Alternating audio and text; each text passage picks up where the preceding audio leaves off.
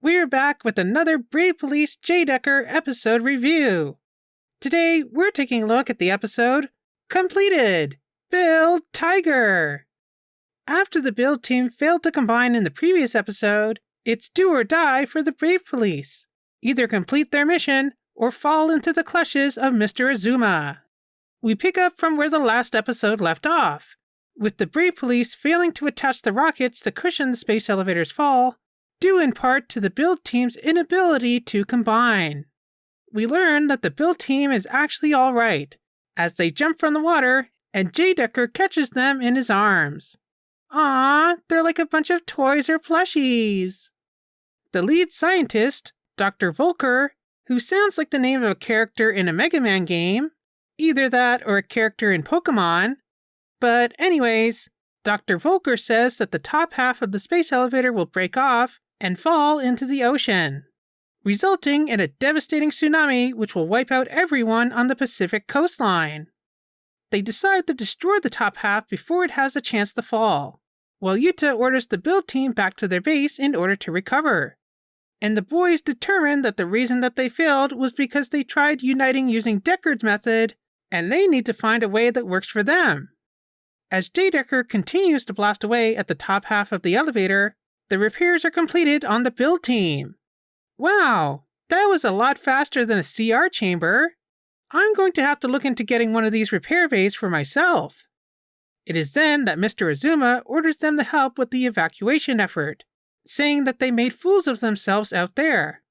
The build team reluctantly complies, saying that they'll help for now until Yuta tells them differently. Although McCrane is clearly not happy with this. At the Tominaga family residence, Kurumi and her neighbors wait for her sister. By the way, Kurumi looks so cute in her hard hat. Aww. Speaking of cute, Azumi comes out holding their kitty. Aww, baby kitty, so cute. However, it seems that Kashiwazaki, is afraid of cats. Aww. As they flee for shelter, the build team helps with the evacuation efforts around the city. First, we see Power Joe helping with a traffic accident while being harassed by Yuta's classmates, but in a playful way. Although Masaki does call him an idiot, which this kid better watch it. He is a giant robot. I certainly wouldn't appreciate being called an idiot, even jokingly. Next, we see McCrane helping get patients down from a hospital. Do they not have an elevator? He is greeted by Colonel Seiya. Dumpson detects someone still inside their apartment, and when he goes to investigate, he finds that it's Ayako. Of course, because the show writers wanted to remind us of these characters' connections in previous episodes. Also, don't go looking into a woman's apartment, Dumpson. What if she was changing or something? He's a peeping Tom. Deckard continues to blast away at the top half of the elevator as the ground crew ignites the rockets below. However, the lower structure begins to crack under the stress, signaling imminent disaster. Back on Earth, Power Joe is hanging out with the kids when they ask him to quit his job and come live with them. Aww, it's kind of cute. Meanwhile, Colonel Seiya is making moves on McCrane. 人間は一人で生きていけない動物なの。辛い時や悲しい時は誰かにそばにいてもらいたいものよ。しかし、あなただって心を持っているなら、私の言っている意味がわかるはずよ。だから私はこうしてあなたといる。Are McCrane and Colonel Seiya a ship? And it seems that Dumpson also has feelings for Ayako. あなたを失いたくないからです。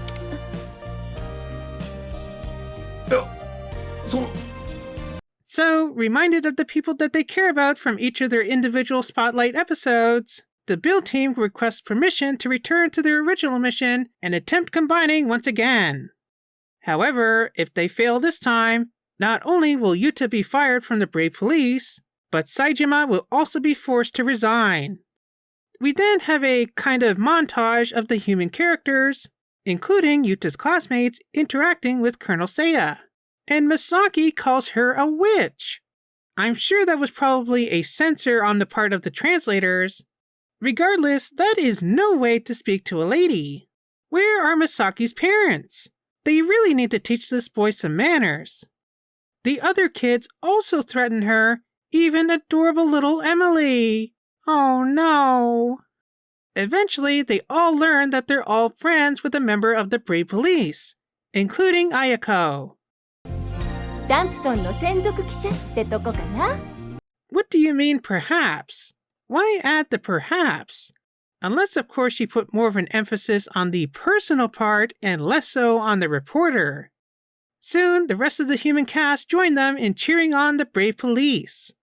In space, the elevator breaks, crashing into J-Decker and damaging his flight capabilities.